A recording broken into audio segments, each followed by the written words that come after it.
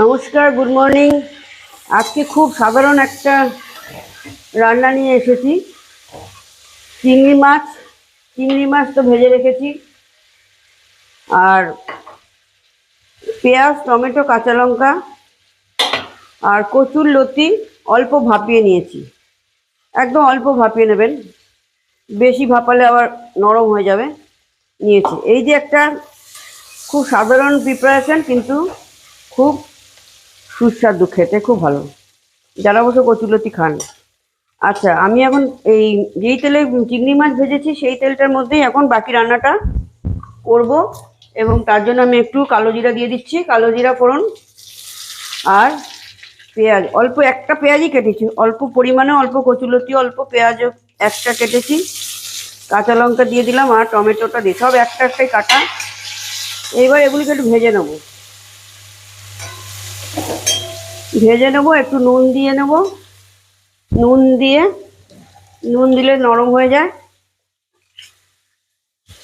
একটু সামান্য নুন দিয়ে আগে ভেজে নিই, তারপর পরে নুন পরিমাণ মতো দেব। একটু ভাজা ভাজা হয়ে গেল।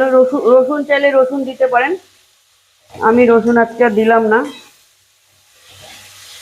চিংড়ি মাছটা দেব, তাতেই ভালো লাগবে। চিংড়ি মাছ যে কোনো জিনিসে দিলেই তো ভালোই লাগে খেতে।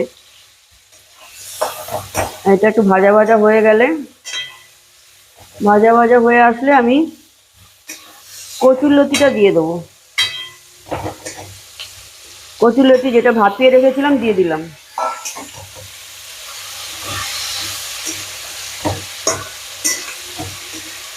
কাঁচা লঙ্কা একটা দিয়েছি, ঝালটা যে যেরকম খান সেরকম দেবেন।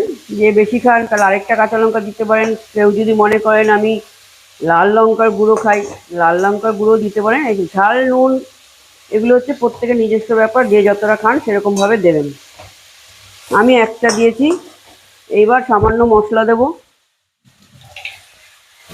এইবার এখানে জিরের গুঁড়ো আর ধনের গুঁড়ো অল্প দিচ্ছি। জিরের গুঁড়ো, ধনের গুঁড়ো দিচ্ছি, একটু হলুদও দিয়ে দিচ্ছি। আর এখন একটু নুন দেবো।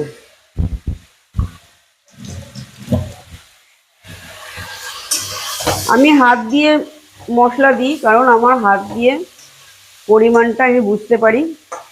অনেকে হয়তো চামচ দিয়ে দেন, তারা চামচ দিয়ে বুঝতে পারেন।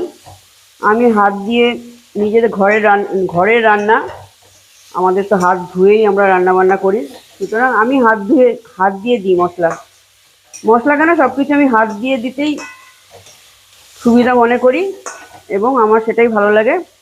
এখন এটা একটু ভাজা ভাজা হয়ে গেছে, ভাজা ভাজা হয়েছে। এখন একটু চিংড়ি মাছগুলো দিয়ে দেবো।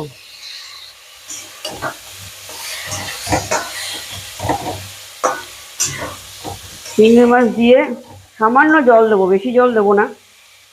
সামান্য জল দিয়ে সিমে করে ঢেকে রাখবো। একটু পরেই, 2-3 মিনিট পরে নামালেই হয়ে যাবে। খুব সহজে এবং খুব সুস্বাদু একটা রান্না।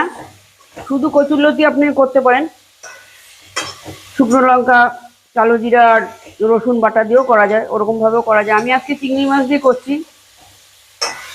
একটু অন্যরকম লাগবে তাই। এই যে নাড়াচাড়া, ভালোভাবে নাড়াচাড়া করে এখন সামান্য জল দেব।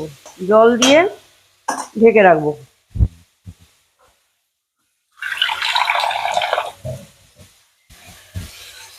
এই যে ছোট্ট বাটি, 1 বাটি জল দিয়ে দেবো। জলটা দিয়ে, কচুরলতি তো অলরেডি সিদ্ধই হয়ে গেছে, একটু ভাপিয়ে নিয়েছি তো, নরম জিনিস। একটু কমিয়ে দেবো গ্যাসটাকে, দিয়ে এখন পুরো ঢেকে এই 2-3 মিনিট পর আবার নামাচ্ছি।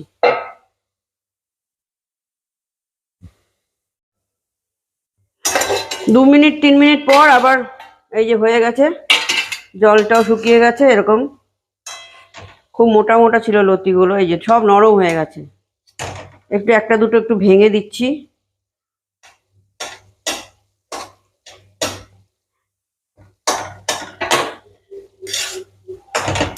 এই যে, আমার তো খুবই ভালো লাগে কচুরলতি। আপনাদের কার কার ভালো লাগে জানাবেন কমেন্ট করে। আর এইভাবে যদি কেউ না করে থাকেন, আশা করি অনেকেই করেছেন, হয়তো না করে থাকলে করবেন, কমেন্ট করবেন কেমন লাগলো খেতে। ভালো লাগলো কি খারাপ লাগলো সব রকম করবেন, এবং সবশেষে লাইক শেয়ার সাবস্ক্রাইব করতে ভুলবেন না, করে দেবেন। এখন নামিয়ে ফেলছি, এটা হয়ে গেছে খুবই অল্প সময়ের মধ্যে। খুবই ভালো একটা রেসিপি। অনেক সময় সব সময় মাছ মাংস খেতে ভালো লাগে না, এই ধরনের রেসিপি মাছ মাংসর থেকে অনেক ভালোই লাগে। করে দেখবেন। রান্না কমপ্লিট। নমস্কার।